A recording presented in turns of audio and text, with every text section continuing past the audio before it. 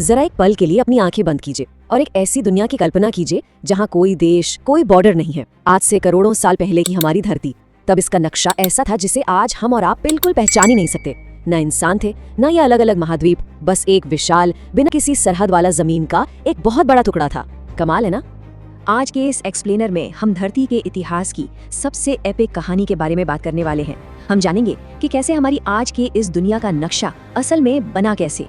एक इकलौते विशालकाय महाद्वीप से लेकर आज के इन 7 अलग अलग महाद्वीपों तक का ये जो सफर है ना, ये किसी थ्रिलर मूवी से कम नहीं है। तो चलिए शुरू करते हैं। भाग 1, विशाल सुपर कॉन्टिनेंट यानी गोंडवाना का वो विशाल आकार। अब यहाँ सबसे दिलचस्प बात क्या है पता है? इसका नाम। वैज्ञानिकों ने इस विशाल जमीन के टुकड़े को गोंडवाना लैंड का नाम दिया और ये नाम सीधे तौर पर हमारे मध्य भारत के गोंड क्षेत्र से जुड़ा है। क्योंकि सोचिए, इस इतने बड़े प्राचीन सुपर कॉन्टिनेंट के सबसे पहले भूवैज्ञानिक सुराग यहीं तो मिले थे। मतलब पूरी दुनिया के नक्शे को समझने का सबसे बड़ा क्लू भारत के ठीक बीचों बीच छिपा था। अब देखिए, आज हम जिन विशाल महाद्वीपों को अलग अलग देखते हैं ना, वो कभी एक ही जिग्सॉ पजल के जुड़े हुए टुकड़े थे। आज का हमारा भारत, अफ्रीका, दक्षिण अमेरिका, ऑस्ट्रेलिया, अंटार्कटिका और मेडागास्कर, ये सब के सब एक ही विशाल जमीन की तरह आपस में पूरी तरह लॉक थे। जरा सोचिए, एक ऐसी दुनिया जहां पूरी दुनिया की सैर आप बिना कोई समंदर पार किए पैदल ही कर सकते थे। और उस वक्त की दुनिया दिखती कैसी थी? खैर, वो एक बिल्कुल जंगली ग्रह था। बड़े बड़े खूंखार डायनासोर्स रहते थे, समंदर में अजीबोगरीब जीव तैरते थे और जमीन पर मीलों तक फैले घने जंगल और विशाल पेड़ पौधे हुआ करते थे।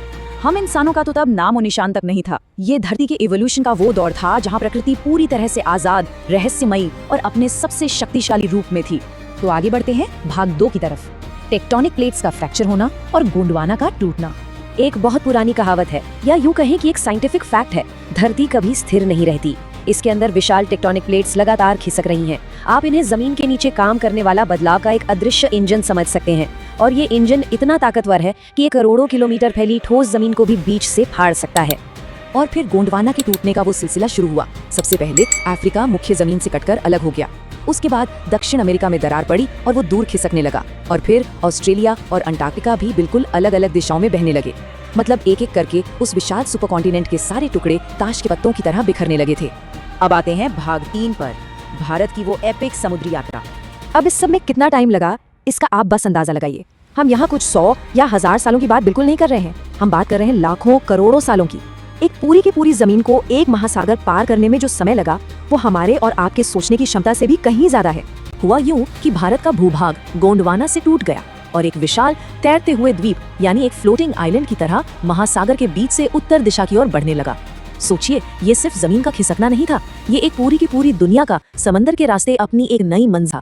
अगर आप जियोलॉजिकल हिस्ट्री को देखें तो ये इतिहास की सबसे अविश्वसनीय यात्राओं में से एक थी। और इसी यात्रा ने नींव रखी हमारे भाग 4 की, हिमालय का जन्म और एक धरती हिला देने वाली टक्कर।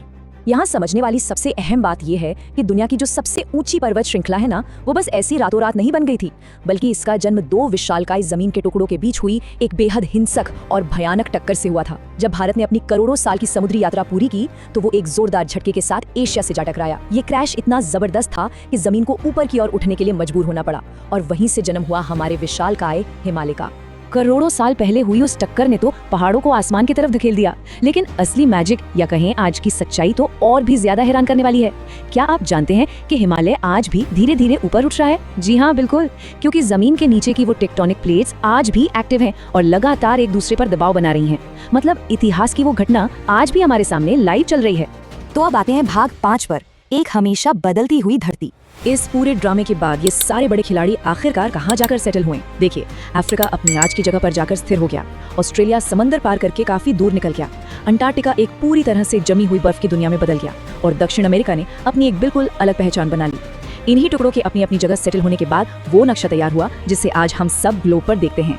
अब आप सोच रहे होंगे कि हम ये सब इतने कॉन्फिडेंस से कैसे कह सकते हैं? वेल, वैज्ञानिकों के पास इसके एकदम पक्के सबूत हैं। आज हजारों किलोमीटर दूर अलग अलग महाद्वीपों पर बिल्कुल एक जैसे पत्थर पाए जाते हैं। हजारों साल पुराने पौधों और जानवरों के फॉसिल्स आपस में मैच करते हैं और तो और अलग अलग महाद्वीपों की मिट्टी की बनावट भी एकदम सेम टू सेम है। ये सारे सुराग चीख चीख कर गवाही देते हैं कि ये सारी जमीनें कभी एक ही थी। और ऐसा नहीं है कि ये बस इतिहास का कोई बंद हो चुका चैप्टर है, बिल्कुल नहीं। वैज्ञानिक आज भी गहरे समंदर और ऊंचे पहाड़ों की चट्टानों के बीच छिपे गोंडवाना के रहस्यों को लगातार डिकोड कर रहे हैं। धरती की इस सबसे बड़ी कहानी को समझना एक ऑनगोइंग इन्वेस्टिगेशन है। हर नई रिसर्च हमें याद दिलाती है कि हमारी धरती हमेशा इवॉल्व हो रही है और बदलाव ही इस प्रकृति का इकलौता नियम है। तो इस एक्सप्लेनर के आखिर में ये पूरी कहानी हमें एक बहुत ही गहरा सवाल सोचने पर मजबूर कर देती है। अगर हमारी धरती का बदलना कभी रुकता ही नहीं है और हमारे पैरों के नीचे की जमीन आज अभी भी खिसक रही है, तो आज से लाखों साल बाद दुनिया का नक्शा कैसा दिखेगा? क्या सारे महाद्वीप फिर से एक हो जाएंगे या और भी छोटे टुकड़ों में बट जाएंगे? प्रकृति हमेशा नई कहानियां लिखती रहती है और सच कहूं तो हम सब उस कहानी का बस एक बहुत छोटा सा हिस्सा हैं।